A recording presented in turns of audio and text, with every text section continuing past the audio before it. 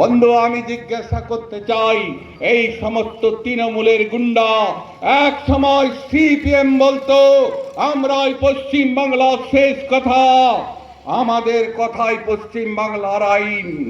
কেউ কোনো পঞ্চায়েতে গেলে, বিচার চাইতে গেলে বলতো পার্টি অফিসে যাবি।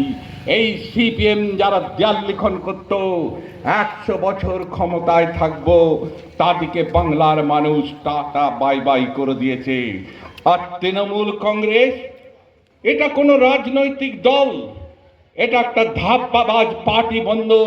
যে দলের আঞ্চলিক স্বীকৃতি আছে সেই দল লেখে সর্বভারতীয় তৃণমূল কংগ্রেস, আর তার নেতা নাকি সর্বভারতীয় তৃণমূল কংগ্রেসের সাধারণ সম্পাদক অভিষেক বন্দ্যোপাধ্যায়, যিনি লিপস অ্যান্ড বাউন্স কোম্পানির মালিক ছিলেন।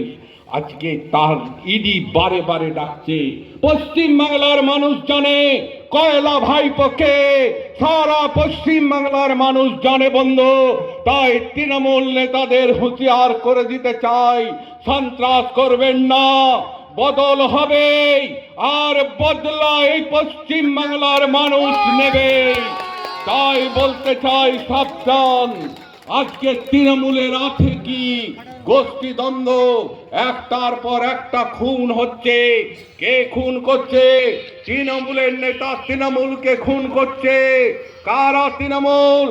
যারা 1998 সালের 1 জানুয়ারি তৃণমূল কংগ্রেস প্রতিষ্ঠার দিনে এসেছিলেন। এই মমতা বন্দ্যোপাধ্যায় সেদিন বলেছিলেন এই কংগ্রেস সিপিএম এর বি টিম, তাই আমি তৃণমূল কংগ্রেস গঠন করলাম। যারা সিপিএম এর বিরুদ্ধে আন্দোলন করার জন্য তৃণমূল কংগ্রেসের প্রথম সারিতে ছিলেন, যারা বুক চিতিয়ে সিপিএম এর বিরুদ্ধে লড়াই করেছেন, সেই সমস্ত তৃণমূলের কংগ্রেসের নেতারা আজ পার্টিতে নেই। আজকে এসছে ওই কাইজার, ওই এসছে আরাবুল ইসলাম, দোলা সেন। যে দোলা সেন পুরুলিয়ায় গিয়ে বলছে 75 ভাগ কাঠমানি তোমরা কলকাতায় পৌঁছে দাও, 25% তোমরা নিয়ে নাও। আজ বাংলার মানুষ বলছে এই সরকার কাঠমানির সরকার। বাংলার মানুষ বলছে আর নেই দরকার কাঠমানির সরকার। বাংলার মানুষ বলছে আর নেই দরকার তোলাবাজের সরকার। তাই এই তৃণমূল নেতাদের বলতে চাই, বন্ধু, মহাকবি মাইকেলের ভাষায় রাবণ শ্বশুর মম মেঘনাথ স্বামী, আমি কি ডরাই সখী ভিখারি রাঘবে, এরা ভেবেছে তাই তৃণমূল